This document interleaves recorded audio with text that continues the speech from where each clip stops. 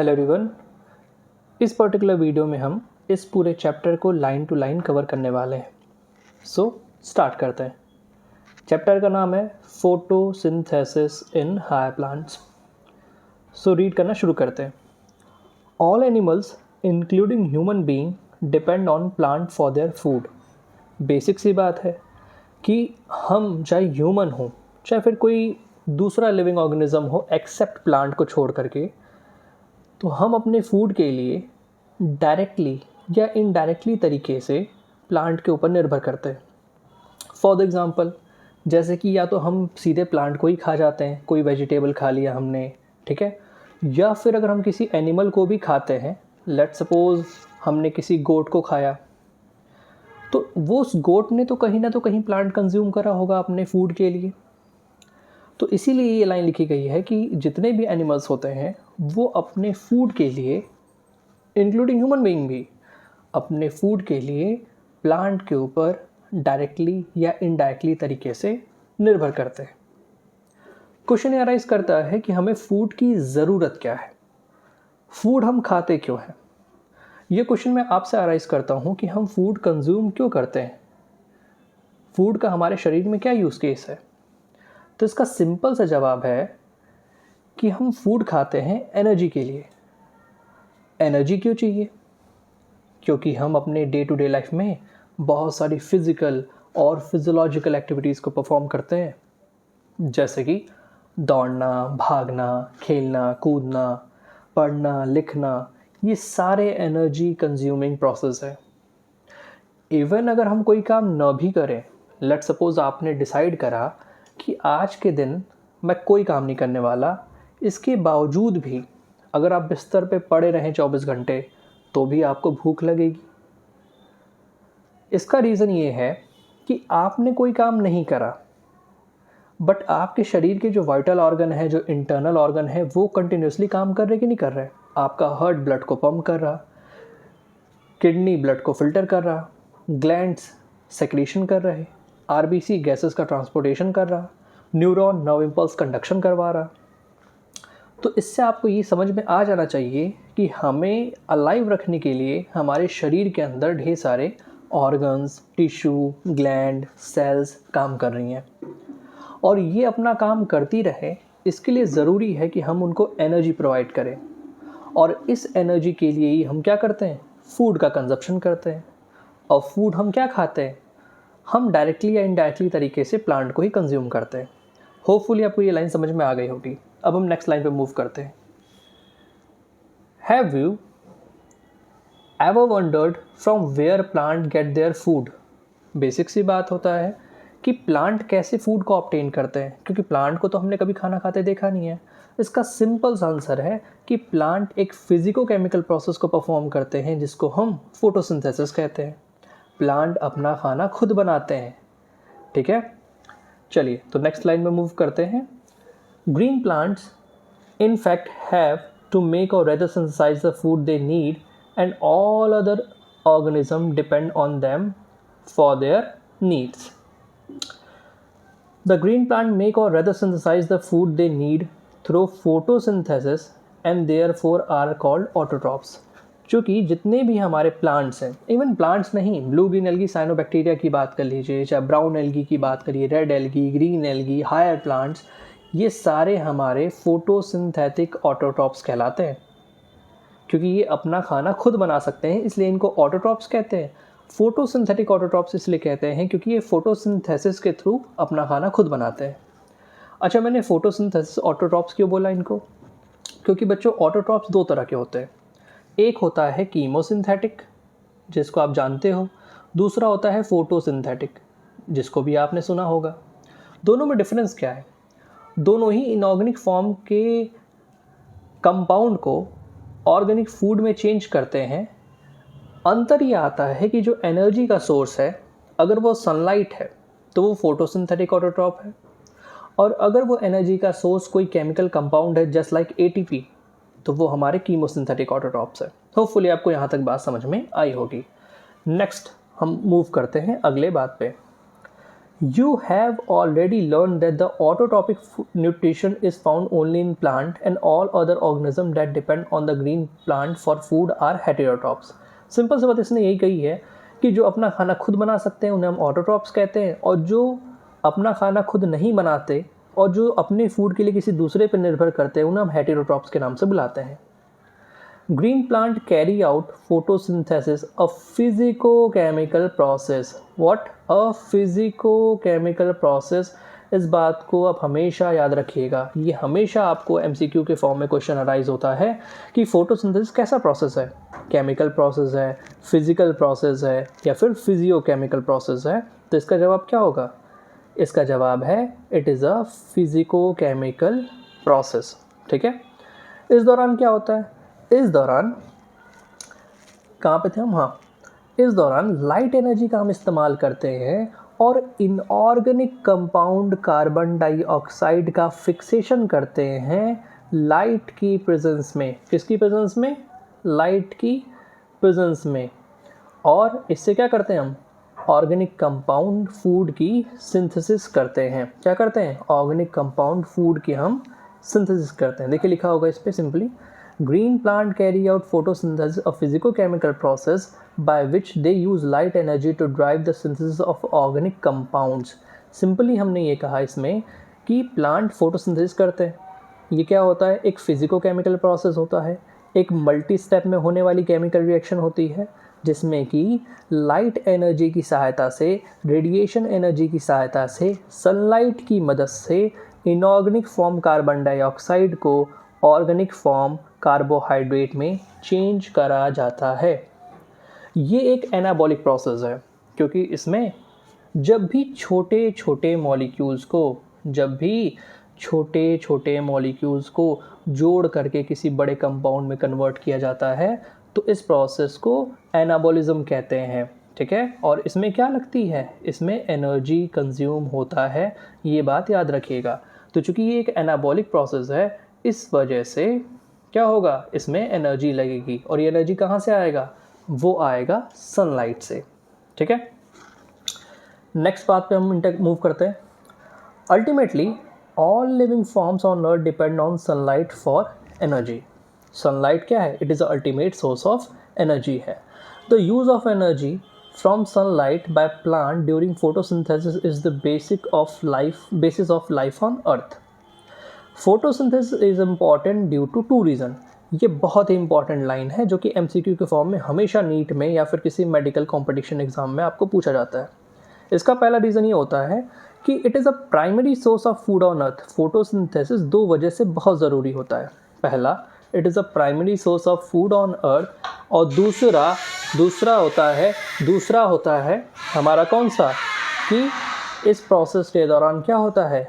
Oxygen का liberation होता है. क्या होता है इस प्रोसेस के दौरान? ऑक्सीजन का लिब्रेशन होता है एटमॉस्फेयर में. हम अपनी लाइफ को एज्यूम भी नहीं कर सकते. किसके बिना? ऑक्सीजन के बिना. क्योंकि हम 24/7 क्या करते हैं? 24/7 हम ब्रीद करते हैं. ठीक है.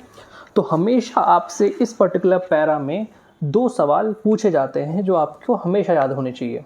पहला तो ये कि फोटोसिंथेसिस कैसा प्रोसेस है, तो इसका जवाब है it is a physico-chemical process.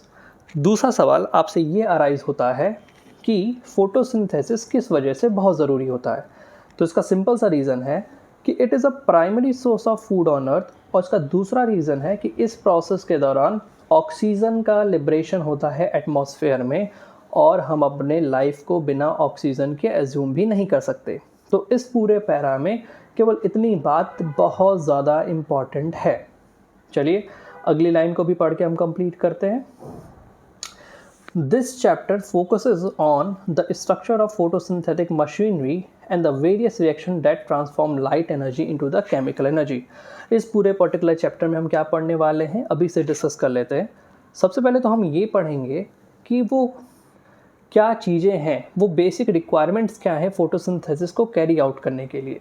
फिर हम देखेंगे कैसे साइंटिस्ट ने एक्सपेरिमेंट के थ्रू हमें फोटोसिंथेसिस के बारे में बताया. बेसिक सी बात है कि फोटोसिंथेसिस के बारे में हमें जितनी भी बातें पता हैं वो किसी एक पर्सन ने तो बताई नहीं होगी, अलग अलग साइंटिस्ट ने अपने काम करे और उन कामों के थ्रू हमें ओवरऑल फोटोसिंथेसिस के बारे में पता चल पाया। ठीक है, फिर हम ये पढ़ेंगे कि लाइट रिएक्शन क्या होता है, डार्क रिएक्शन क्या होता है, कार्बन डाइऑक्साइड का फिक्सेशन कैसे होता है, कितने मेथड्स होते हैं कार्बन डाइऑक्साइड का फिक्सेशन करने के लिए, C3 साइकिल क्या होती है, C4 साइकिल क्या होता है, कैम प्लांट क्या होता है, लाइट रिएक्शन में क्या होता है, डार्क रिएक्शन में क्या होता है, क्यों इसको लाइट रिएक्शन कहते हैं, क्यों किसी को डार्क रिएक्शन कहते हैं। ये सारे क्वेश्चन अराइज होते हैं जो कि हम बारी बारी से इस पर्टिकुलर चैप्टर में पढ़ने वाले हैं। चलिए तो नेक्स्ट टॉपिक में मूव करते हैं। व्हाट डू वी नो, हमें क्या पता है। इसके बारे में मैं थोड़ा सा आपको समरी बताता हूँ, फिर उसका से रीड करते हैं। इस पूरे पैरा में ये पूछा गया आपसे कि फोटोसिंथेसिस को कैरी आउट करने के लिए क्या बेसिक रिक्वायरमेंट्स लगती हैं। तो बच्चों इसके 3 बेसिक रिक्वायरमेंट है। जो पहला बेसिक रिक्वायरमेंट है वो है कार्बन डाइऑक्साइड, क्योंकि ये नहीं होगा तो फिक्सेशन करके फूड कैसे बनेगा। दूसरा लाइट, क्योंकि लाइट ही क्या है, एनर्जी का सोर्स है। मैंने बताया कि फोटोसिंथेसिस एक एनाबॉलिक प्रोसेस है और एनाबॉलिक प्रोसेस में क्या लगता है, एनर्जी लगता है। तीसरा क्लोरोफिल पिगमेंट। क्लोरोफिल पिगमेंट का काम क्या है, तो असल में यही पिगमेंट ऐसा है जो कि लाइट एनर्जी को एब्जॉर्ब करेगा। प्लांट के अंदर यही वो पिगमेंट है जो कि लाइट एनर्जी को एब्जॉर्ब करने वाला है। उसके बाद से फिर इसमें क्या बताया गया है, तो इसमें फिर एक एक्सपेरिमेंट के थ्रू इनके इम्पोर्टेंस को शो करा गया है और मैं आपको उस एक्सपेरिमेंट के बारे में थोड़ी सी बात बता देता हूँ, फिर रीड करते हैं। वो ये है कि जो आयोडीन हमारा सोल्यूशन होता है जनरली, वो कैसा कलर का होता है, तो ये एक लिक्विड फॉर्म में ब्राउन कलर का एक सोल्यूशन होता है। किस कलर का, ब्राउन कलर का सोल्यूशन होता है। बट अगर आयोडीन अगर हमारे पास है और अगर आयोडीन को कहीं से स्टार्च मिल जाए, क्या मिल जाए, स्टार्च मिल जाए, तो ये आयोडीन जो कि ब्राउन कलर का था वो ब्लू ब्लैकिश कलर में चेंज हो जाएगा। ब्लू ब्लैकिश कलर में ये चेंज हो जाएगा और इस एक्सपेरिमेंट के थ्रू हमें स्टार्च का प्रेजेंस पता चलता है। क्वेश्चन अराइज करता है कि स्टार्च कहाँ से आ गया, तो बच्चों प्लांट के अंदर जो फूड बनता है उसको प्लांट अपने अंदर स्टार्च के फॉर्म में ही स्टोर करके रखते हैं। सिंथेसाइज करते हैं ग्लूकोज को, क्लोरोफिल के अंदर स्टार्च के फॉर्म में स्टोर करके रखते हैं। साइटोसोल जिसे हम साइटोप्लाज्म भी कहते हैं, उसके अंदर सुक्रोज के फॉर्म में रखते हैं। ट्रांसपोर्टेशन सुक्रोज के फॉर्म में होता है। इस बात को हम आगे भी पढ़ेंगे, बस अभी के लिए इतना याद रखिए कि प्लांट के अंदर फोटोसिंथेसिस के थ्रू जो फूड सिंथेसाइज हुआ है उसको पौधे अपने अंदर स्टार्च के फॉर्म में स्टोर करके रखते हैं। ठीक है, आगे मूव करते हैं। अब हम इसको लाइन टू लाइन रीड करने की कोशिश करते हैं। Let us try to find out what we already know about photosynthesis.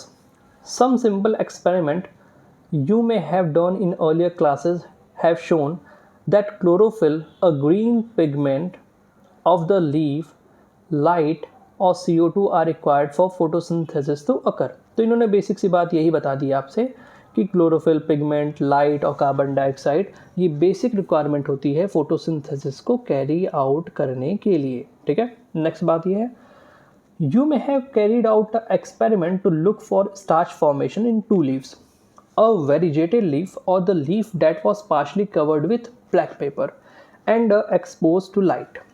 तो असल में ये जो एक्सपेरिमेंट यहाँ पे मेंशन करा गया है, अगर हम इस पर्टिकुलर एक्सपेरिमेंट के बारे में बात करें तो इसमें क्या हुआ है, ज़रा हम बात करते हैं इसके बारे में। तो इसमें क्या किया गया, मैं आपको एक्सप्लेन कर देता हूँ एक्सपेरिमेंट को। एक ऐसी लीफ ली गई जिस लीफ को कंप्लीटली एक्सपोज करा गया सनलाइट में, और एक वो लीफ ली गई जिसको एक ब्लैक पेपर से कवर कर दिया गया। अब बेसिक सी बात है कि वो लीफ जो कि हमारी सनलाइट में एक्सपोज्ड है, इसको सनलाइट भी मिल रहा है, लीफ के अंदर हमारा क्लोरोफिल पिगमेंट भी प्रेजेंट है, सराउंडिंग में कार्बन डाइऑक्साइड भी प्रेजेंट है। तो आप मुझे सोच करके बताइए ज़रा कि किस लीफ के अंदर फोटोसिंथेसिस होगी। पहले नंबर की लीफ में जो कि हमारी पूरी तरीके से एक्सपोज्ड है, या दूसरे नंबर की लीफ में जिसको हमने एक ब्लैक पेपर से कवर कर दिया। ब्लैक पेपर से कवर करने से क्या हुआ कि जो सनलाइट आ रही होगी वो इस लीफ पे नहीं पड़ेगी। ऐसा मानो कि इसको ढक दिया गया है। तो आप सोच के मुझे बताइए।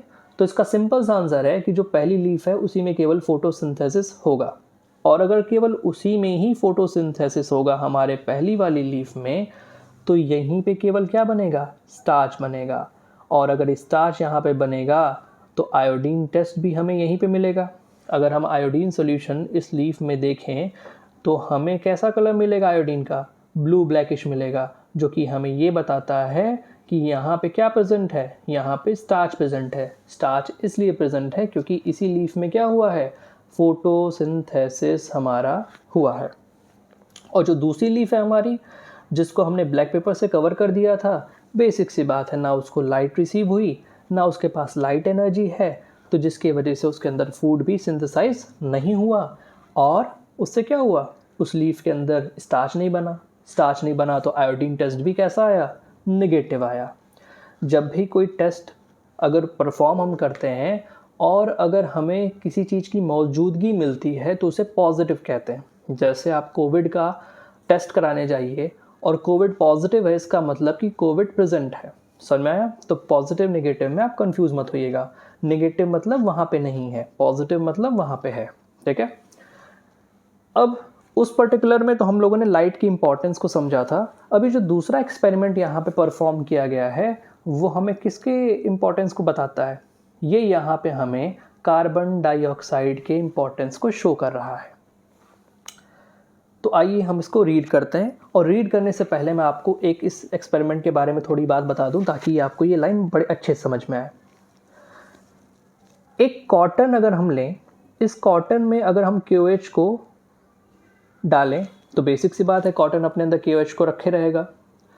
KOH के पास पावर ये होती है कि सराउंडिंग में अगर कार्बन डाइऑक्साइड प्रेजेंट है तो ये जो KOH है वो इसको एब्जॉर्ब कर लेगा, और अगर इसको कार्बन डाइऑक्साइड को KOH एब्जॉर्ब कर लेगा तो सराउंडिंग से क्या हो जाएगा, कार्बन डाइऑक्साइड ख़त्म हो जाएगा। तो इस वाले नॉलेज को हम यहाँ पे यूज़ करने वाले हैं। ठीक है, चलिए मूव करते हैं। Another experiment you may have carried out where a part of leaf is enclosed in a test tube containing some KOH soaked cotton which absorb carbon dioxide। तो बेसिक सी बात है कि एक टेस्ट ट्यूब लिया गया। आप एक टेस्ट ट्यूब को एज्यूम करो जिसमें क्या किया गया, एक लीफ के आधे हिस्से को समझो रखा गया, आधे हिस्से को बाहर रखा गया। ठीक है, और यहाँ पे कॉटन में KOH को सोख करके रख दिया गया। सनलाइट पड़ रही है, दोनों ही लीफ के हिस्से के पास क्लोरोफिल पिगमेंट है, दोनों को ही लाइट मिल रही है क्योंकि टेस्ट ट्यूब ग्लास का बना है। बेसिक सी बात है, लाइट पेनिट्रेट कर जाएगी और उस लीफ को भी रिसीव होगी। तो वो लीफ जो कि बाहर की तरफ है उसको भी लाइट मिल रही है, वो लीफ जो अंदर की तरफ है उसको भी लाइट मिल रही है, दोनों के पास क्लोरोफिल पिगमेंट भी है। डिफरेंस ये है कि वो लीफ जो कि बाहर की तरफ है हमारी, कौन सी लीफ, वो लीफ जो टेस्ट ट्यूब में बाहर की तरफ हमारी रखी गई है, इसके पास क्या है, सराउंडिंग में कार्बन डाइऑक्साइड अवेलेबल है। बट इस लीफ के साथ प्रॉब्लम क्या है कि सॉल्यूशन में जो कि हमने ऑलरेडी KOH रख दिया था, तो वो लीफ जो कि इस सॉल्यूशन में है उसको CO2 क्या नहीं है, अवेलेबल नहीं है, क्योंकि CO2 जो इस टेस्ट ट्यूब के अंदर प्रेजेंट था उसको किसने एब्जॉर्ब कर लिया, KOH ने एब्जॉर्ब कर लिया। इस वजह से ये लीफ फूड सिंथेसाइज नहीं कर पाएगा। कार्बन डाइऑक्साइड ज़रूरी है ना, क्योंकि कार्बन डाइऑक्साइड को तो ही हम पकड़ पकड़ के फूड का सिंथेसिस करा रहे हैं। मैंने बताया था कि नहीं आपको ऑलरेडी कि ये एक एनाबॉलिक प्रोसेस है। छोटे छोटे कार्बन डाइऑक्साइड के मॉलिक्यूल्स को पकड़ के एनर्जी की सहायता से हम बड़े मॉलिक्यूल स्टार्च में चेंज कर रहे हैं इस पर्टिकुलर प्रोसेस में। तो चूंकि कार्बन डाइऑक्साइड ही नहीं रहेगा तो फिर बेसिक सी बात है कि ये एक्सपेरिमेंट भी कैसे पूरा होगा। इस वजह से अगर हम वो लीफ जो कि टेस्ट ट्यूब के अंदर है उसके अंदर क्या नहीं होगा, फूड सिंथेसाइज नहीं होगा और आयोडीन टेस्ट वहाँ पे नेगेटिव मिलेगा। ठीक है, तो आइए अब हम इसको रीड करते हैं। होप आपको ये बात समझ में आ गई होगी।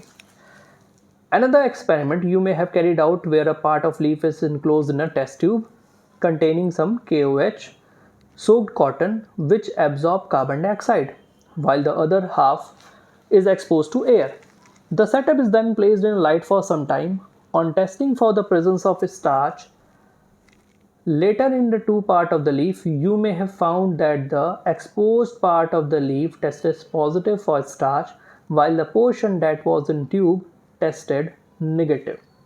यानी लीफ का वो हिस्सा जो कि एक्सपोज था कम्प्लीटली, उसने आयोडीन टेस्ट पॉजिटिव दिया जो कि स्टार्च के प्रेजेंट को रिप्रेजेंट करता है, और वो लीफ जो कि टेस्ट ट्यूब के अंदर है उसने नेगेटिव दिया जो कि ये दर्शाता है कि वहाँ पे स्टार्च प्रेजेंट नहीं है।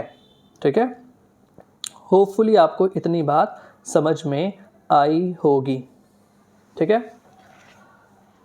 This show that the CO2 was required for photosynthesis. इससे हमें कार्बन डाइऑक्साइड वाले टॉपिक्स का पता अगर हम बात करें इस पर्टिकुलर पैरा में, तो अलग अलग साइंटिस्ट ने कौन कौन से एक्सपेरिमेंट के थ्रू या किन एक्सपेरिमेंट के थ्रू फोटोसिंथेसिस के बारे में क्या बातें कहीं, वही सब इस पर्टिकुलर पैरा में लिखा गया है। तो बिना टाइम को वेस्ट करते हम सबसे पहले अगर हम बात करें, जो इस पैरा में सबसे पहले जो साइंटिस्ट हैं उनका नाम है जोसेफ प्रिस्ली साहब। अगर हम जोसेफ प्रिस्ली साहब के बारे में बात करें तो इन्होंने बेल जार एक्सपेरिमेंट को परफॉर्म करा था। कौन सा एक्सपेरिमेंट? बेल जार एक्सपेरिमेंट, यानी एक घंटी के आकार का, आप देख सकते हैं घंटी के आकार का एक ग्लास का बना हुआ जार, और इसके अंदर उन्होंने एक्सपेरिमेंट को परफॉर्म करा था। आपको जो बात याद रखनी है इस पर्टिकुलर पैरा में वो ये बात है कि इन्होंने जो ये एक्सपेरिमेंट परफॉर्म करा था वो कब करा था? इन्होंने एक्सपेरिमेंट परफॉर्म करा था 1770 में, लेकिन इन्होंने जो ऑक्सीजन की डिस्कवरी करी वो 1774 में डिस्कवरी करी। इसका मतलब है कि जब इन्होंने ये बेल जार एक्सपेरिमेंट को परफॉर्म करा था 1770 में, उस दौरान ऑक्सीजन की बात थी ही नहीं, क्योंकि ऑक्सीजन की डिस्कवरी हुई नहीं थी। तो हमारे जोसेफ प्रिस्ली साहब ने ही 1774 में ऑक्सीजन की डिस्कवरी करी। ठीक है, इसलिए जब इनके हम एक्सपेरिमेंट को पढ़ते हैं 1770 वाले, तो हम कहीं पे भी ऑक्सीजन टर्म का यूज़ नहीं करते। हमें पता होगा कि ऑक्सीजन की बात हो रही है, बट हम ऑक्सीजन वर्ड का यूज़ न करके हम इसके प्लेस पे एयर वर्ड का यूज़ करेंगे। तो इस बात को दिमाग में रखिएगा आप। सो स्टार्ट करते हैं, और इस एक्सपेरिमेंट को मैं पहले आपको समझा देता हूँ, फिर रीडिंग करते हैं ताकि आपको बेटर तरीके से समझ में आए। सबसे पहले उन्होंने क्या करा कि एक ग्लास के बने हुए जार को लिया। मानिए कि एक ग्लास का बना हुआ एक बेल के आकार का जार है, इसके अंदर उन्होंने कैंडल को प्लेस करा। कैंडल को प्लेस करा तो शुरू में कैंडल जल रही थी, बट कुछ देर बाद देखा तो ये कैंडल बुझ गई। फिर उन्होंने क्या किया कि सेटअप में एक माउस को लेकर के आए। माउस भाई साहब को लेकर के आए तो माउस भी कुछ देर तक सरवाइव करा, बट वो भी क्या किया, कुछ देर बाद उसकी डेथ हो गई, वो सफोकेट कर गया, उसको घुटन होने लगी। अगर मैं आपसे ये सवाल आज पूछूं कि ऐसा क्यों हुआ होगा, तो आप सबको पता है कि कैंडल भी क्या कर रहा है, ऑक्सीजन का यूज़ कर रहा है, क्योंकि कंबस्टन हो रहा है उसमें। कंबस्टन में कोई भी हाइड्रोकार्बन ऑक्सीजन से रिएक्ट करता है, और रिएक्ट करके क्या करता है, कार्बन डाइऑक्साइड को, कार्बन मोनोऑक्साइड को, वाटर मॉलिक्यूल को रिलीज़ करता है। तो हमें तो ये पता है ना कि असल में कैंडल भी ऑक्सीजन का इस्तेमाल कर रही होगी और माउस भी ऑक्सीजन का इस्तेमाल कर रहा होगा। जब तक जार के अंदर ये दोनों ही चीज़ें मतलब लाइक ऑक्सीजन भी प्रेजेंट थी तब तक कैंडल भी जला, तब तक माउस भी सर्वाइव कर रहा था। बट जैसे ही ऑक्सीजन जो है वो उस बेल जार के अंदर से ख़त्म हो गई, वैसे ही क्या हुआ होगा, कैंडल भी बुझ गई, माउस भी सफोकेट कर गया।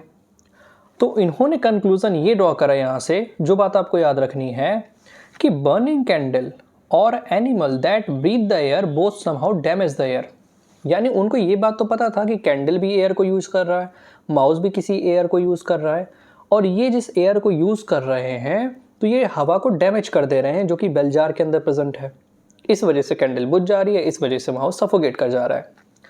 फिर उन्होंने इस सेटअप में क्या करा कि एक मिंट के प्लांट को इंट्रोड्यूस करा। मिंट के प्लांट को इस सेटअप में उन्होंने इंट्रोड्यूस करा। जैसे ही मिंट के प्लांट को इस सेटअप में उन्होंने इंट्रोड्यूस करा तो उन्होंने क्या ऑब्जर्व करा, उन्होंने ये देखा कि हमारा सेटअप जो है वो क्या हो गया, चल रहा था, हमारा सेटअप चल रहा था। इसका रीज़न ये है कि आप सबको पता है कि सेटअप में जैसे ही लाइट पड़ी होगी, प्लांट हमारा फोटोसिंथेसिस करेगा। फोटोसिंथेसिस करेगा तो ऑक्सीजन को रिलीज़ करेगा। मैंने आपको शुरू में बताया था कि फोटोसिंथेसिस होती है तो प्लांट ऑक्सीजन को रिलीज़ करते हैं। इसी ऑक्सीजन को कैंडल भी इस्तेमाल कर रही होगी और इसी ऑक्सीजन को हमारा माउस भी इस्तेमाल कर रहा होगा और दोनों सरवाइव करने लगे।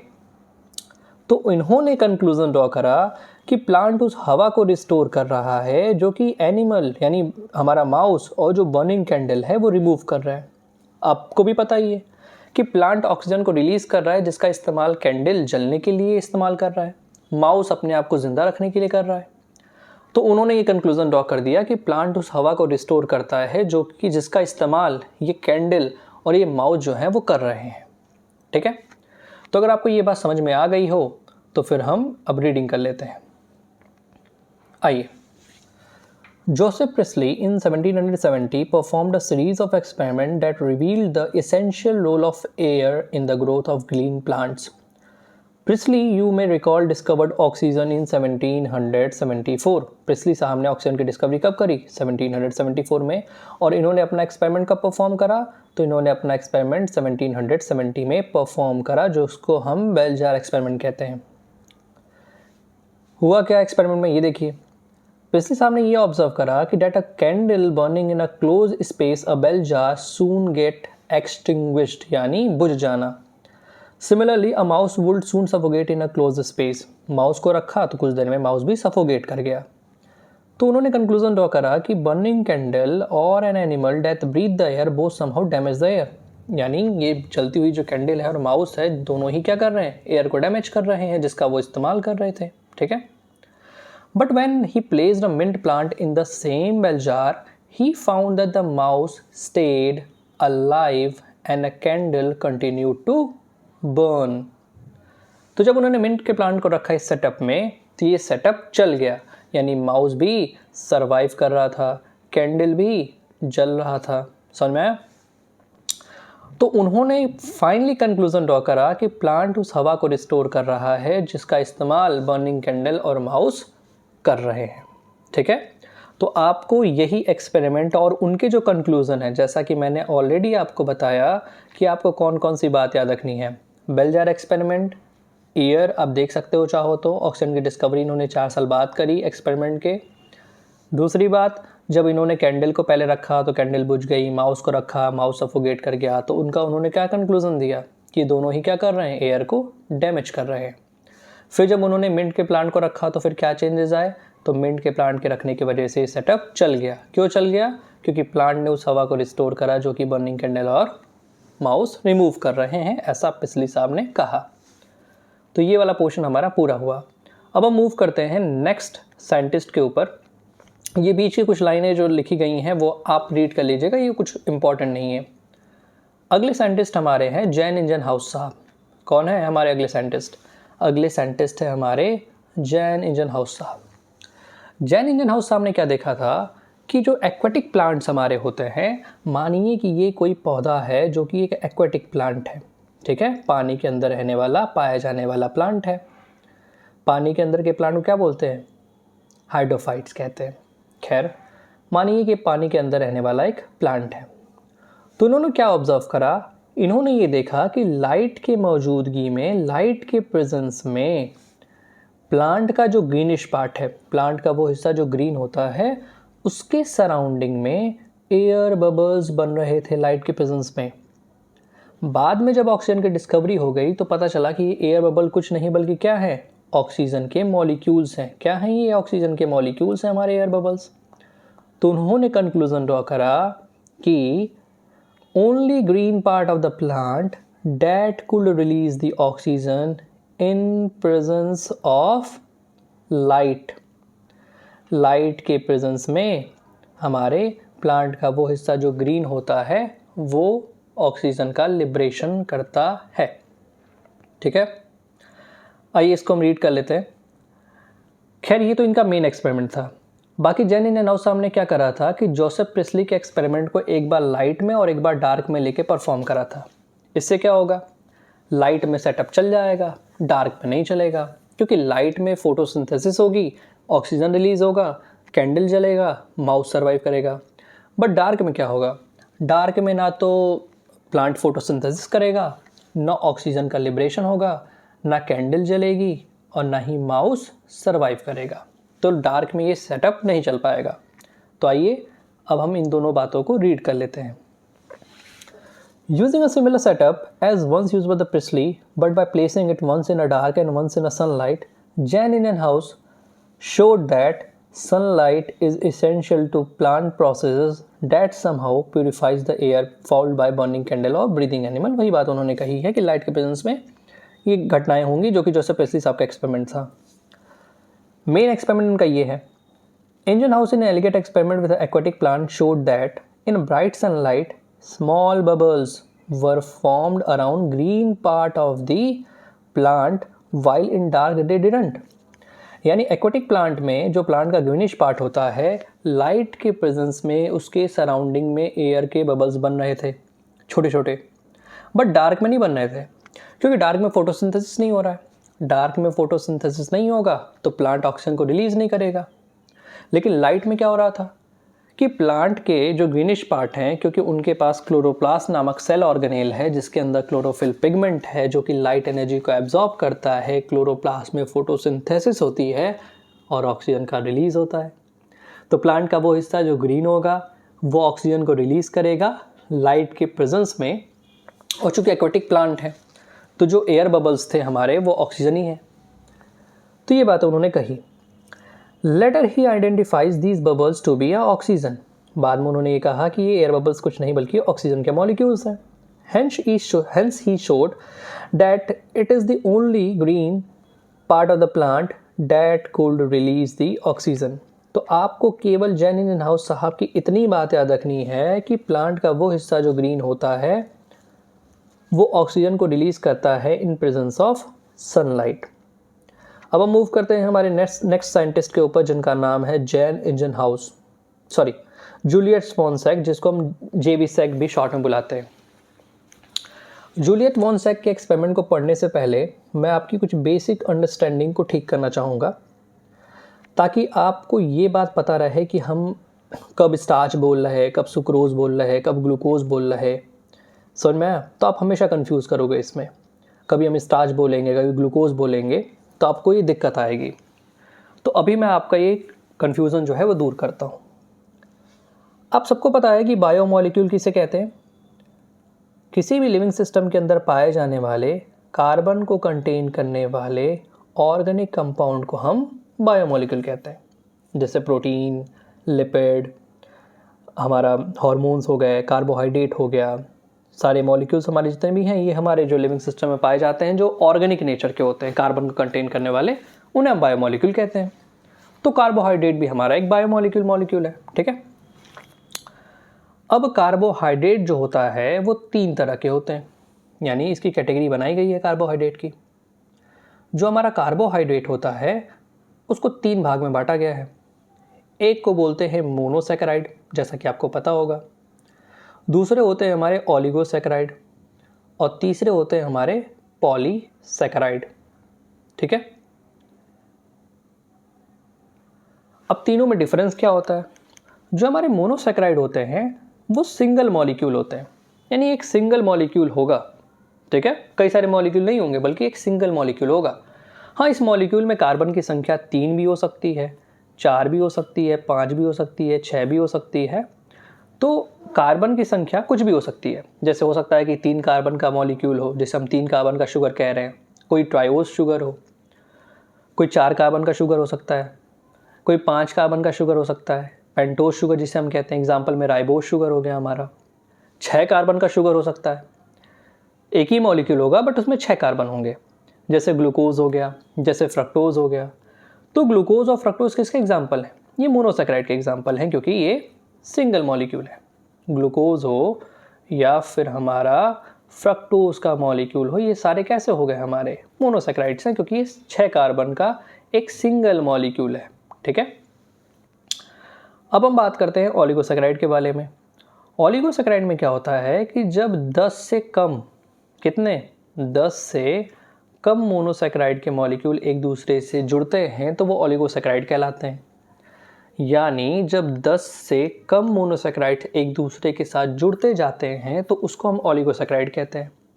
हो सकता है 2 मॉलिक्यूल जुड़े हों जिन्हें हम डाइसैकेराइड कहेंगे। ओलिगोसैकेराइड में भी कौन सा? डाइसैकेराइड, जिसमें कि 2 मोनोसैकेराइड जुड़े होंगे। ट्राइसैकेराइड जिसमें 3 मोनोसैकेराइड जुड़े होंगे। टेट्रासैकेराइड इसी तरीके से हमारे ओलिगोसैकेराइड होते हैं। डाइसैकेराइड में भी एक एग्जाम्पल होता है सुक्रोज। सुक्रोज बना होता है glucose as well as fructose का। सुक्रोज एक 12 कार्बन का कंपाउंड है। ओलिगोसैकेराइड में भी वो एक डाइसैकेराइड है, क्योंकि वो ग्लूकोज और फ्रक्टोज का मिलकर बना हुआ है। दो मोनोसैकेराइड आपस में जुड़े तो वो ओलिगोसैकेराइड कहलाएंगे। चूंकि दो जुड़े हैं इस वजह से इनको हम डाइसैकेराइड कहेंगे। तो ओलिगो में भी डाइसैकेराइड हमारा कौन है? सुक्रोज उसका एक एग्जाम्पल हो सकता है। और जब हम बात करते हैं पॉलीसैकेराइड की, तो जब 10 से ज़्यादा मोनोसैकेराइड आपस में एक दूसरे से जुड़ते जाते हैं तो वो पॉलीसैकेराइड कहलाते हैं। जब 10 से ज़्यादा मोर देन 10 मोनोसैकेराइड आपस में जुड़ते हैं तो वो हमारे पॉलीसैकेराइड कहलाते हैं। ठीक है, ये बात याद रखिएगा। एग्जाम्पल के तौर पे स्टार्च। स्टार्च प्लांट का क्या होता है? प्लांट का पॉलीसैकेराइड होता है। ग्लाइकोजन क्या होता है? एनिमल का पॉलीसैकेराइड होता है।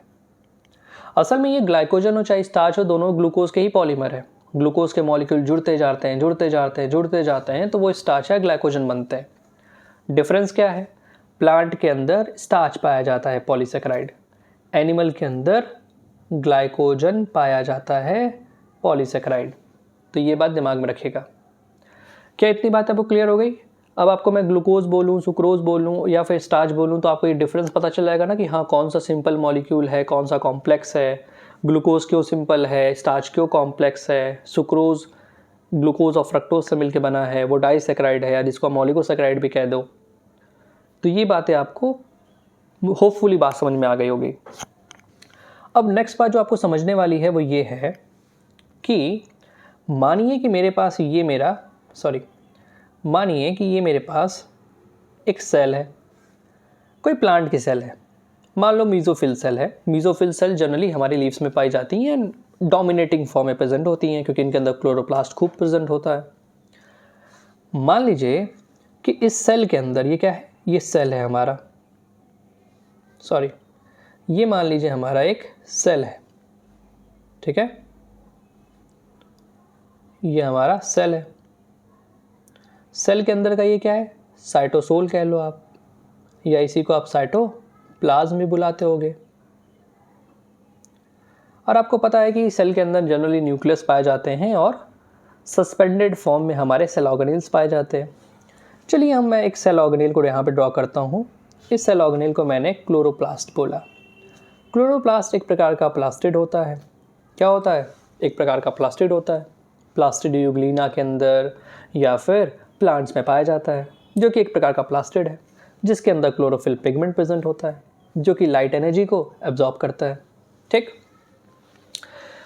तो अब फूड की सिंथेसिस तो क्लोरोप्लास्ट में ही होती है, क्योंकि जब लाइट पड़ती है तो क्लोरोप्लास्ट के अंदर जो पिगमेंट होता है जिसको हम क्लोरोफिल कह रहे हैं वही लाइट एनर्जी को एब्जॉर्ब करेगा। क्लोरोप्लास्ट नामक सेल ऑर्गेनेल के भीतर ही क्या होगा? फोटोसिंथेसिस की प्रोसेस होगी, और फोटोसिंथेसिस होगा तो फूड सिंथेसाइज होगा, ग्लूकोज बनेगा। पर ग्लूकोज के फॉर्म में उसको रखा नहीं जाता। ग्लूकोज बन तो गया बट ग्लूकोज के फॉर्म में रखा नहीं जाता। चाहे वो साइटोसोल हो, चाहे वो क्लोरोप्लास्ट हो, चाहे हम ट्रांसपोर्ट करने की बात कर रहे हो फ्लोएम से, चाहे प्लांट की स्टोरेज बॉडीज़ में रखने की बात हो, फूड को कभी भी हम ग्लूकोज के फॉर्म में यानी मोनोसैकेराइड के फॉर्म में नहीं रखते। अब यहाँ से आपको जो बात याद रखनी है वो ये याद रखनी है कि प्लांट के अंदर अगर फूड को क्लोरोप्लास्ट में रखा गया हो या फिर स्टोरेज ऑर्गन में रखा गया हो, जिसका इस्तेमाल पौधे जनरली एडवर्स कंडीशन में करते हैं, तो किस फॉर्म में? स्टार्च के फॉर्म में प्रेजेंट होता है। तो क्लोरोप्लास्ट के अंदर या फिर स्टोरेज ऑर्गन के अंदर जो फूड होता है वो किस फॉर्म में स्टोर होता है? स्टार्च के फॉर्म में। और साइटोसोल या फिर मैं कहूँ तो फूड का जो ट्रांसपोर्टेशन होता है फ्लोएम की मदद से, वो किस फॉर्म में होता है? सुक्रोज के फॉर्म में। तो यहाँ से आपको केवल इतनी बात याद रखनी है कि जब कभी भी क्लोरोप्लास्ट की बात हो, जब कभी भी क्लोरोप्लास्ट की बात क्लोरोप्लास्ट की बात हो या फिर जब कभी भी स्टोरेज ऑर्गन की बात हो, फूड किस फॉर्म में प्रेजेंट होगा? स्टार्च के फॉर्म में। Very good.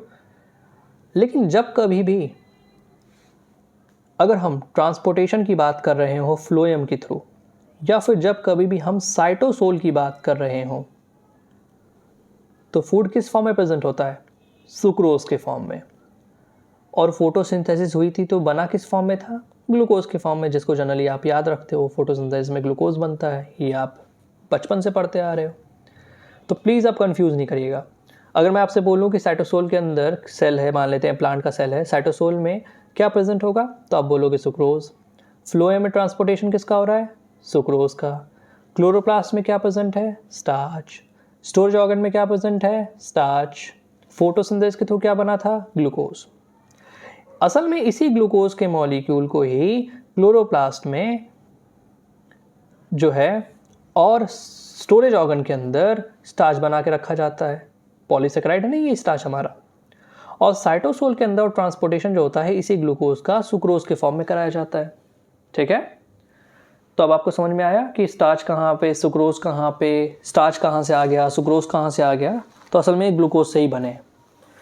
इतनी बात अगर आपको क्लियर हो गई हो तो फिर मैं एक नेक्स्ट बात आपसे बोलूं और फिर हम अपने पैरा को पढ़ेंगे तो हमें क्लियरली ये बात समझ में आ जाएगी।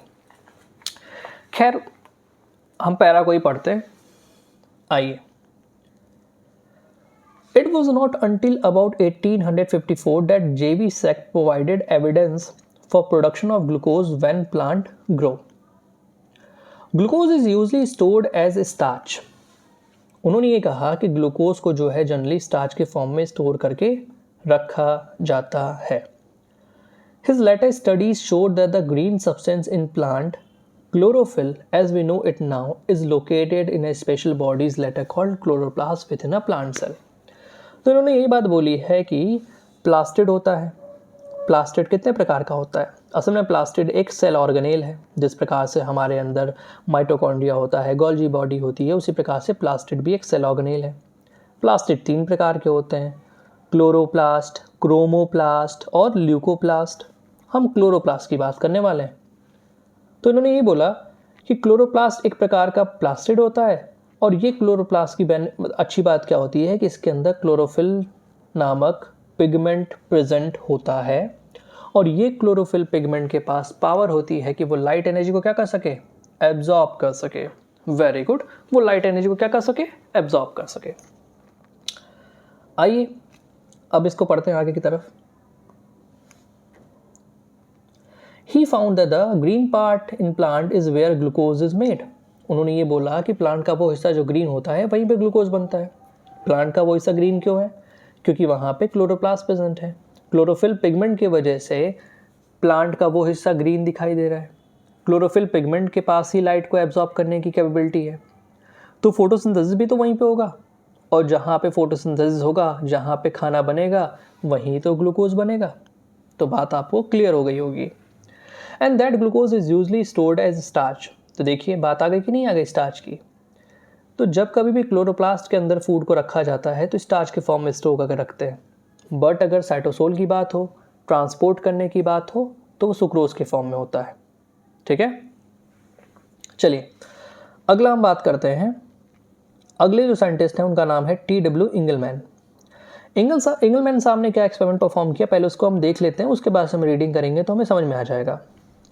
इन्होंने क्या किया कि आपको पता है कि जो सन की रेज होती है वो कंपोजिट लाइट होती है, ऑर्डिनरी लाइट होती है, उसके अंदर डिफरेंट वेवलेंथ की लाइट्स प्रेजेंट होती हैं जिसको हम वाइट लाइट कह लो। ठीक है, उसको इन्होंने प्रिज्म से क्रॉस करा। आपको पता है कि जब लाइट प्रिज्म से पड़ती है तो क्या होता है? जब लाइट प्रिज्म से गुजरती है तो आपको पता है कि लाइट की क्या होती है? स्प्लिटिंग होती है। लाइट की स्प्लिटिंग होती है, लाइट का डिफ्रैक्शन होता है, ये सारी घटनाएं होती कि नहीं होती हैं? क्योंकि लाइट के अंदर जो डिफरेंट वेवलेंथ की लाइट्स हैं उनकी स्प्लिटिंग होगी, अलग अलग एंगल्स पे होंगी। ये बात आपको पता है। विबग्योर में टूट जाती हैं, आपको ऑलरेडी ये बात पता है। ये विबग्योर में टूट जाती हैं, ये बात आपको ऑलरेडी पता है। लाइट की स्प्लिटिंग कराने के बाद, विबग्योर में लाने के बाद इनको फॉल कराया, एक सस्पेंशन इन्होंने लिया था। ठीक है, मानो कि ये कंटेनर है जिसके अंदर इन्होंने क्लेडोपोरा, क्लेडोपोरा मानो कि ग्रीन एल्गी है। क्या है एक क्लेडोपोरा? क्लेडोपोरा देखिए लिखा हुआ है, ये एक प्रकार की ग्रीन एल्गी होती है। क्लेडोपोरा को रखा था, एक प्रकार का पौधा होता है, आप ऐसा समझ लो, ठीक है। और इसके अंदर हमारे एरोबिक बैक्टीरिया को प्लेस कर दिया गया था। एरोबिक बैक्टीरिया ये क्या होते हैं? बैक्टीरिया तो समझ में आता है। एरोबिक बैक्टीरिया का मतलब होता है ऐसे बैक्टीरिया जिनको ऑक्सीजन की ज़रूरत पड़ती है सर्वाइव करने के लिए, ठीक है। अब आपको पता है कि अगर इस सस्पेंशन के अंदर मैं एरोबिक बैक्टीरिया को प्लेस कर दूं, मान लीजिए डॉट के थ्रू मैंने एरोबिक बैक्टीरिया को दिखाया है, तो मान लीजिए कि इस सस्पेंशन के अंदर जो कि हमने ड्रॉ करा था,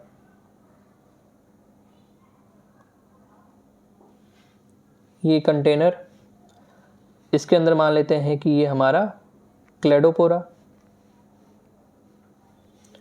और इसके अंदर हमने, मैं दूसरे कलर से आपको दिखा देता हूँ, मान लेते हैं कि ये हमारे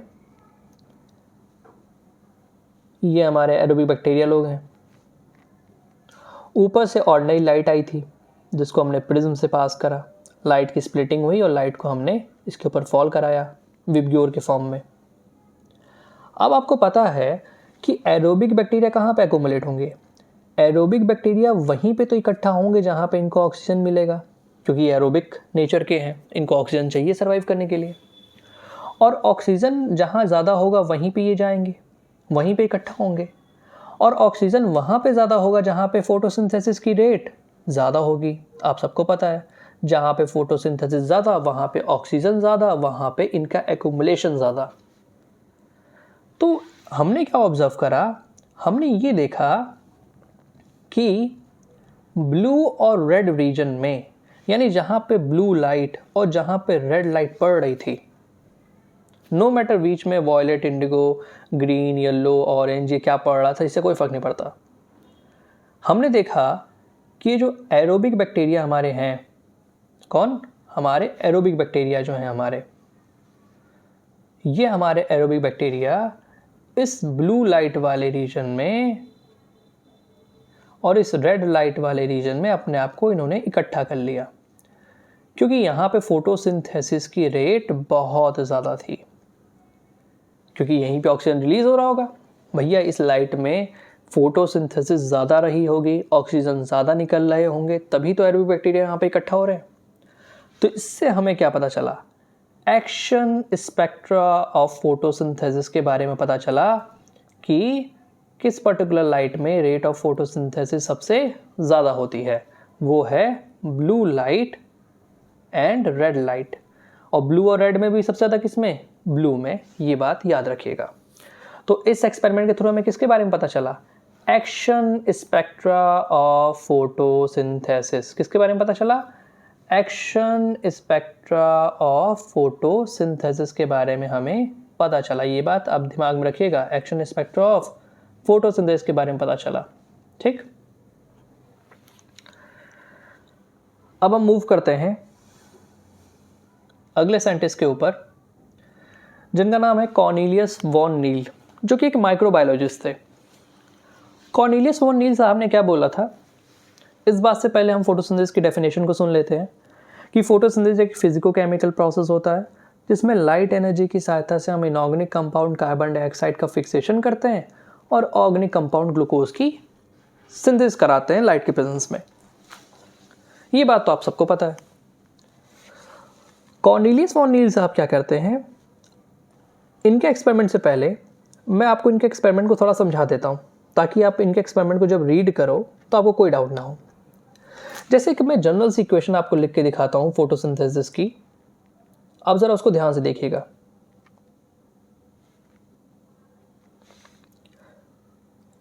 जनरल सी जो इक्वेशन होती है फोटोसिंथेसिस की वो कुछ इस प्रकार से होती है, 6 मॉलिक्यूल ऑफ कार्बन डाइऑक्साइड जब कंबाइन करते हैं किसके साथ, आप मुझे बताइए किसके साथ? वाटर या ऑक्सीजन? वाटर मॉलिक्यूल के साथ। 12 molecule of water in presence of sunlight, light पड़ी, लाइट सोर्स ऑफ एनर्जी है, तो क्या प्रोड्यूस होता है? हमारे पास कार्बोहाइड्रेट सिंथेसाइज होता है।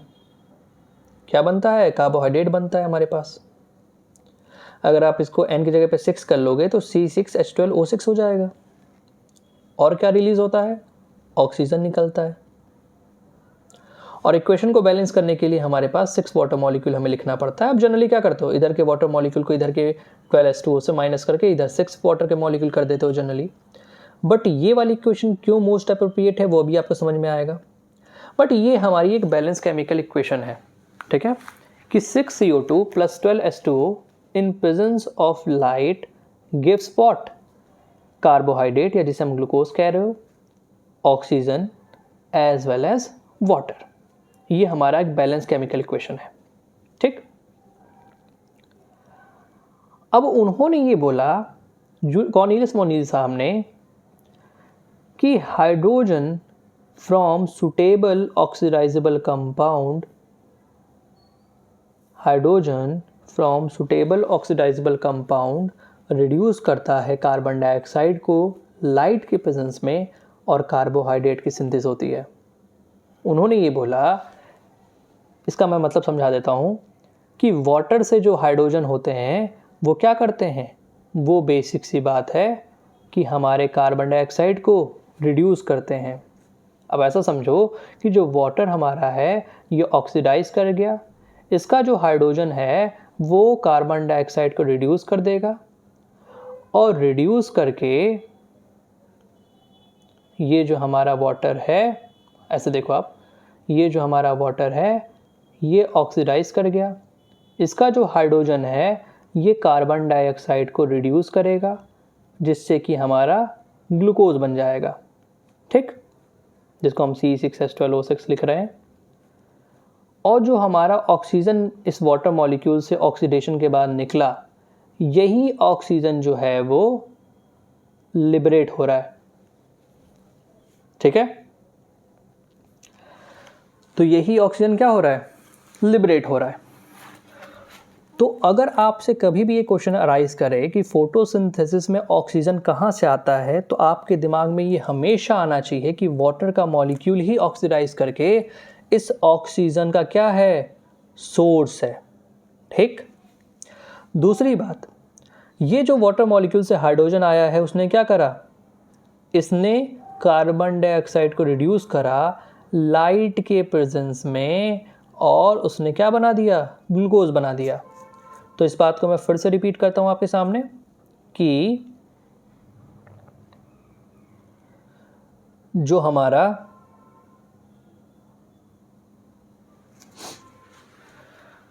वाटर का मॉलिक्यूल है ये ऑक्सीडाइज करता है, इसका ऑक्सीजन ही यहाँ पे आ जाता है, ऑक्सीजन के फॉर्म में रिलीज होता है, और इसका हाइड्रोजन लाइट की प्रेजेंस में ये हाइड्रोजन कार्बन डाइऑक्साइड को रिड्यूस करता है, जिससे कि कार्बोहाइड्रेट की सिंथेसिस हो जाती है। फिर से रिपीट करता हूँ, मैंने बोला कि वाटर का मॉलिक्यूल लाइट के प्रेजेंस में ऑक्सीडाइज करता है और इसका ऑक्सीजन रिलीज हो जाता है O2 के फॉर्म में, इसका हाइड्रोजन कार्बन डाइऑक्साइड को रिड्यूस करता है लाइट के प्रेजेंस में, और इससे कार्बोहाइड्रेट की सिंथेसिस हो जाती है। तो अगर मैं आपसे यहाँ से क्वेश्चन अराइज करता हूँ कि ये मुझे बताइए कि ये जो ऑक्सीजन आया है ये किसने दिया? कार्बन डाइऑक्साइड के O2 से आया है ये ऑक्सीजन, या वाटर का ऑक्सीजन आया है? तो अभी मैंने आपको सिखाया था कि ये जो ऑक्सीजन आया है वो किससे आया है? वाटर के मॉलिक्यूल से आया है, ना कि कार्बन डाइऑक्साइड से नहीं आया है। ये बात को दिमाग में हमेशा बिठा के रखिएगा, और इसको उन्होंने एक्सपेरिमेंट के थ्रू भी आगे बताया है। आइए उसको देखने से पहले आइए हम देख लेते हैं इसको। By the middle of 19th century, the key feature of plant photosynthesis were known, namely that plant could use light energy to make carbohydrates from CO2 and water। जैसा कि बेसिक सी बात मैंने आपसे बोला कि लाइट की मदद से कार्बन डाइऑक्साइड और वाटर को लिया और कार्बोहाइड्रेट बना दिया। इसका जो एम्पिरिकल इक्वेशन है, यानी जो सिंपलेस्ट फॉर्म की इक्वेशन होती है, वो यहाँ पे रिप्रेजेंट किया गया है। CH2O ये हमारा कार्बोहाइड्रेट है, अगर आप इसको 6 से मल्टीप्लाई कर दोगे तो C6H12O6 हो जाएगा, ठीक है। तो कंफ्यूज नहीं करिएगा और इससे डरिएगा मत।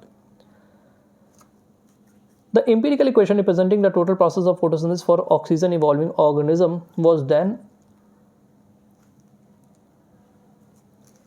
understood as CO2 plus H2O in presence of light gives this particular equation, where CH2O represented a carbohydrate. It can be a glucose, a 6-carbon sugar. A milestone contribution to the understanding of photosynthesis was that made by a microbiologist, Cornelius von Neal, who based on his studies of purple and green sulfur bacteria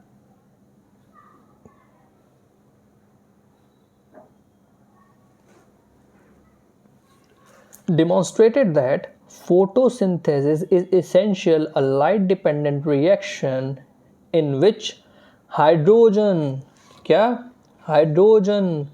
from suitable oxidizable compound reduce carbon dioxide to carbohydrate. तो उन्होंने क्या बातें बोली कि photosynthesis एक light dependent process है जिसमें कि हाइड्रोजन किसी सुटेबल ऑक्सीडाइज करने वाले कंपाउंड से आता है, वो कार्बन डाइऑक्साइड को रिड्यूस करता है, किसमें? कार्बोहाइड्रेट में। किसमें? कार्बोहाइड्रेट में रिड्यूस करता है। ठीक है, तो इस इक्वेशन से हमें ये पता चला कि असल में वाटर ही वो मॉलिक्यूल है जो कि अपने हाइड्रोजन को रिलीज कर रहा है, और ये हाइड्रोजन ही क्या कर रहा है? कार्बन डाइऑक्साइड को रिड्यूस कर रहा है लाइट के प्रेजेंस में और कार्बोहाइड्रेट बना रहा है, और वाटर ऑक्सीडाइज करके क्या कर रहा है? ऑक्सीजन के फॉर्म में रिलीज हो जा रहा है। ऑक्सीजन के फॉर्म में रिलीज हो जा रहा है। ठीक है, ये जो 2A लिखा है असल में ये ऑक्सीजन के लिए यूज हुआ है, क्योंकि in case of purple sulphur bacteria और ग्रीन सल्फर बैक्टीरिया के केस में क्या होता है कि अगर हम पर्पल सल्फर बैक्टीरिया और ग्रीन सल्फर बैक्टीरिया के केस में ऑब्जर्व करें तो ये इक्वेशन कुछ डिफरेंस सी होती है। आइए मैं इसको दिखाता हूँ आपको। पर्पल सल्फर बैक्टीरिया और ग्रीन सल्फर बैक्टीरिया के पास कार्बन डाइऑक्साइड तो होता है, तो हमने 6CO2 लिख दिया, बट वहाँ पे वाटर के बजाय हाइड्रोजन सल्फाइड होता है, वहाँ पे H2S होता है। तो मानो कि ये H2S है इक्वेशन, और हमने बैलेंस करने के लिए 12 ले लिया H2S, लाइट ले ली हमने। तो इस इक्वेशन में हमें ग्लूकोज तो मिला, किसी 6H12O6 तो मिला, हमारा कार्बोहाइड्रेट तो बन गया। लेकिन अब जो उम्मीद कर रहे थे कि हमें ऑक्सीजन मिलेगा, यहाँ पे सल्फर या सल्फेट मिलता है हमें, सल्फर या सल्फेट मिलता है हमें। समझ में आया कि नहीं आया? क्योंकि अगर कार्बन डाइऑक्साइड से हमारा ऑक्सीजन आ रहा होता, कार्बन डाइऑक्साइड से अगर हमारा ऑक्सीजन आ रहा होता तो इस इक्वेशन में भी हमें ऑक्सीजन मिलना चाहिए था, बट क्या मिला? नहीं मिला। इससे हमें ये पता चलता है कि जो ऑक्सीजन आ रहा है वो कार्बन डाइऑक्साइड से ना आकर के किससे आ रहा था? वाटर के मॉलिक्यूल से आ रहा था। क्योंकि यहाँ पे वाटर के बजाय H2S है तो हमें सल्फर मिला या सल्फेट मिला। ठीक है, तो इससे हमें ये एक्सपेरिमेंट के बाद थ्रू ये पता चल पाया कि ऑक्सीजन डोनर कौन है? Water molecule. कार्बन डाइऑक्साइड को किसने रिड्यूस किया? हाइड्रोजन ने। कहाँ से आया? वाटर से आया। किसके प्रेजेंस में? लाइट के प्रेजेंस में। और पर्पल सल्फर बैक्टीरिया और ग्रीन सल्फर बैक्टीरिया के इसमें क्या रिलीज हो रहा था? सल्फर या सल्फेट रिलीज हो रहा होता। ठीक है, तो इतनी बात अगर आपको होपफुली क्लियर हो गई होगी तो मैं इस पोर्शन को भी कंप्लीट करता हूँ। लेकिन मुझे याद है कि मैंने पिछला वाला जो पैरा है उसको भी कंप्लीट नहीं करा है, तो मैं उसको रीड कर देता हूँ आपके साथ। Now consider the interesting experiment done by T.W. Engelmann. Using a prism, he split light into the spectral component and then illuminated a green alga cladopora. तो उन्होंने क्या किया कि ऑर्डिनरी लाइट को प्रिज्म से पास करके क्या किया? उसकी स्प्लिटिंग कराई, उसका डिस्पर्जन कराया, उसको विब्ग्योर में तोड़ा, और ग्रीन एल्गी एक होता है जिसको हम क्लेडोपोरा कहते हैं, उसको एक एरोबिक बैक्टीरिया के सस्पेंशन में प्लेस करा गया। यानी एक सस्पेंशन था जिसके अंदर एरोबिक बैक्टीरिया हमारे रखे हुए थे, उसके अंदर ग्रीन एल्गी क्लेडोपोरा को रखा गया, जो कि एक प्रकार का आप कह सकते हो छोटू सा प्लांट है। भाई एल्गी है तो प्लांट ही है। अब जैसे ही इस लाइट की स्प्लिटिंग करा करके प्रिज्म से विब्ग्योर के फॉर्म में हमने इस सस्पेंशन के ऊपर गिराया, हमने क्या देखा? हमने ये देखा कि एरोबिक बैक्टीरिया अपने आप को ब्लू और रेड लाइट में एक्यूमुलेट कर ले रहे हैं। क्यों? क्योंकि उनको वहाँ पे ऑक्सीजन ज़्यादा मिल रहा होगा। ऑक्सीजन क्यों ज़्यादा मिल रहा है? हो सकता है क्योंकि वहाँ पे रेट ऑफ फोटोसिंथेसिस ज़्यादा हो। तो इससे हमें पता चला कि ब्लू और रेड लाइट में प्लांट के अंदर रेट ऑफ फोटोसिंथेसिस ज़्यादा होती है। इससे हमें एक्शन स्पेक्ट्रा ऑफ फोटोसिंथेसिस के बारे में पता चला। होपफुली आपको ये बात समझ में आई होगी। इसको रीड कर लेते हैं। He observe that the bacteria accumulated mainly in region of blue and red light of split spectrum. The first action spectra of photosynthesis was thus described. It resembles roughly the absorption spectra of chlorophyll pigment A and B. ये वाले जो line है आपको यहाँ ना बता करके next page पे जब हम पिगमेंट्स को डील करेंगे तो क्लियरली समझ लेंगे वहाँ पे ग्राफ के थ्रू, ठीक है। By the middle of 19th century, the key feature of plant photosynthesis were known, namely that plant could use light energy to make carbohydrate from CO2 and water. The empirical equation representing the total process of photosynthesis for oxygen evolving organism was then understood as, where CH2O represent a carbohydrate. चलिए, तो ये portion खत्म हुआ। अगला part हम पूरा करते हैं जो कि हमने ऑलरेडी पढ़ लिया है बट हमें रीडिंग करनी है। A milestone contribution to the understanding of photosynthesis was that made by a microbiologist Cornelius von Neal, who based on his studies of purple and green sulfur bacteria demonstrated that photosynthesis is essentially a light dependent reaction in which hydrogen from suitable oxidizable compound reduce करता है CO2 को carbohydrate में, ठीक है। तो ये तो हमने ऑलरेडी डील कर लिया है। अब हम आगे बढ़ते हैं। In green plant H2O is a hydrogen donor and is oxidize to O2, यानी जो हमारा वाटर मॉलिक्यूल है यही ऑक्सीडाइज करके O2 के फॉर्म में रिलीज हो जाता है और इसका जो हाइड्रोजन वाला पार्ट है ये कार्बन डाइऑक्साइड को लाइट के प्रेजेंस में रिड्यूस करता है और इससे हमें फूड यानी हमारा कार्बोहाइड्रेट यानी ग्लूकोज या फिर स्टार्च की सिंथेसिस हो जाती है, ठीक है। Some organism don't release O2 during photosynthesis. कोई मुझे ऑर्गेनिज्म बता पाओगे जो कि ऑक्सीजन का रिलेशन ना करता हो? तो इसका आंसर है पर्पल सल्फर बैक्टीरिया और ग्रीन सल्फर बैक्टीरिया, जैसा कि हमने ऑलरेडी डिस्कस करा है। वहाँ पे सल्फर या सल्फेट मिलता है। When H2S instead of is a hydrogen donor, उनके केस में पर्पल सल्फर बैक्टीरिया और ग्रीन सल्फर बैक्टीरिया के केस में वाटर के बजाय H2S प्रेजेंट होता है। इस वजह से उनके केस में हमें सल्फर या सल्फेट देखने को मिलता है, न कि oxygen, not O2। Hence he inferred that O2 evolved by green plant comes from H2O and not from carbon dioxide. This was later proved by using radioisotopic technique के थ्रू ये equation का confirmation हो पाया।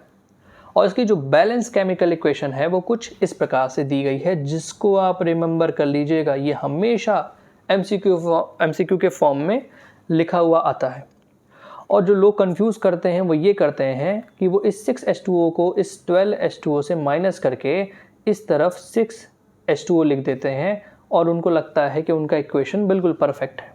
बिल्कुल perfect नहीं है। ऐसा क्यों? क्योंकि जैसा कि मैंने अभी ऑलरेडी आपसे ये बात कही थी कि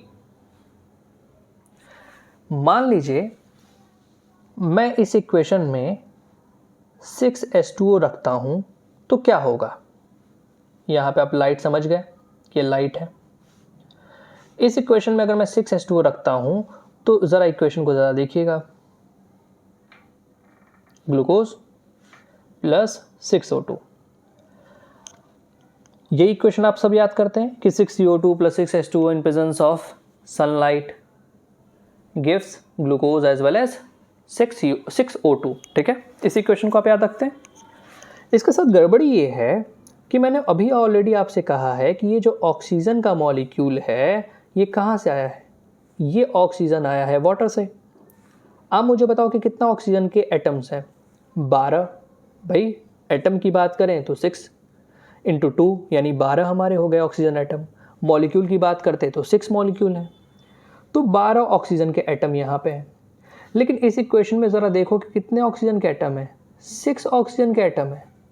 अब जब मैं आपसे कह रहा हूँ कि ऑक्सीजन वाटर से आ रहा है तो बताइए 12 ऑक्सीजन 6 ऑक्सीजन से कैसे आ जाएगा। इसीलिए हमें इक्वेशन को बैलेंस करने के लिए हमें क्या करना पड़ता है, इक्वेशन को बैलेंस करने के लिए हमें यहाँ पे 6H2O के बजाय हमें यहाँ पे 12H2O लिखना पड़ता है, तब आप इक्वेशन आपकी ये बैलेंस हो पाएगी। और फिर हम यहाँ पे 6H2O के थ्रू इस इक्वेशन को बैलेंस कर देते हैं। तो यहाँ पे ऑक्सीजन जो है वो इससे आया है, इसलिए हमें इसको बैलेंस करने की ज़रूरत पड़ रही है। ठीक है, तो कंफ्यूज बिल्कुल मत करिएगा। अब आपको समझ में आ गया कि यहाँ पे हम 12H2O लिखते क्यों हैं और ये क्यों कंप्लीट इक्वेशन हमारी है। होपफुली आपको ये बात समझ में आ गई होगी। तो यहाँ पे हमारा ये पर्टिकुलर पार्ट कंप्लीट होता है और अब हम मूव करते हैं अपने नेक्स्ट टॉपिक पे,